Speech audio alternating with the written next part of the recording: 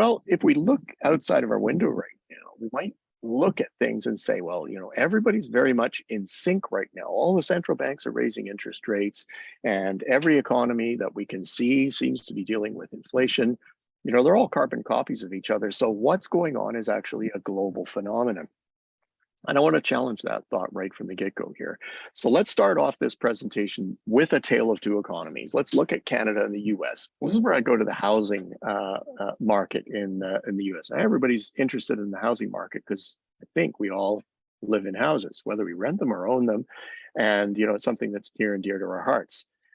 You may not be interested, though, in what the housing market has to say about your own business. Well, whether you're in housing or not, you should be interested in this because housing is one of the greatest leading indicators of overall economic activity that exists. It's been very dependable for me as we've gone forward. And so as you see, what is happening inside of the housing market, it's very, very important to understand how it affects all kinds of different businesses, not just in the own economy, but when we're talking about the US, how it affects the world economy. And there's more than a year's supply of pent-up demand there. Well, this is not a bubble economy that's ready for a recession. This is an economy that's ready to take off. And indeed, it was just starting to do so. So if there is going to be a true US recession, it's going to be a very short one as far as I'm concerned. And I believe that we are actually going to see the US economy grow quite handily out of that in a very, very quick period of time. Here's where the contrasts are greatest between the Canadian and US economies. This is where an appreciation of history is really important. While the US economy was creating a great big bubble, the Canadian economy was dealing with a massive housing deficit. Like the rest of the world, we started overbuilding houses, but we, in contrast to other economies, were not creating a housing bubble. We were actually getting rid of a housing deficit. And that's why when the global financial crisis occurred, you see this line going down here in about the middle of the chart. You see that big down there. That big down was a lot less than the big down in the United States, by the way.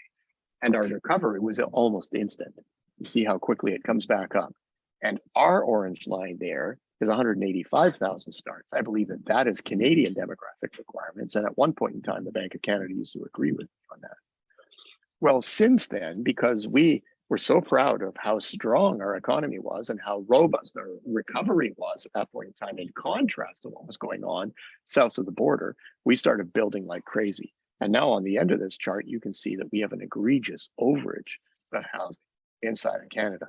So in contrast to the United States, which can rise from its level of housing starts now, if Canada goes down to a paltry rate of 130,000 housing starts, it's going to take until mid-2027 to actually clear the surplus that we have, if I'm correct in the calculations that I'm actually making.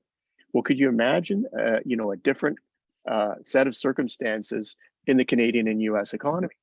You might say, well, no, I can't. Well, then you've forgotten what I just told you about what happened in the global financial crisis. The US economy went down and stayed down for a long time, and Canada didn't. So that was the first test case of the fact that the US and Canadian economies are doing something a bit different here. Now, what I believe is happening is we've changed positions. The US economy is going to be that economy that, if it goes down, isn't going to spend very long down there. But if Canada goes down, the housing market is telling us that we're going to be down, at least in terms of the domestic economy, for quite some time. So that's what we need to get ready for. The good news is that if the rest of the world is strong, and everything that I've said for the US economy is basically true for the housing market and for pent-up demand in the European economies, then we've got about 50% at least of world GDP that is in pent-up demand mode. Now, those are economies that actually drive emerging markets as well. So you can layer in a whole lot more GDP that's going to be doing a whole lot better than Canada is going forward. Okay, so what's the hope for us? Well, the hope for us is don't put all your eggs, or very many of your eggs, into the domestic economy basket. Shift them into the export market, because if you are an exporter, or if you can export, or if you can sell to those who are, then you're actually going to ride the part of the Canadian economy that is actually going to do a whole lot better inside of all of this. So that's a key message coming out of all of this.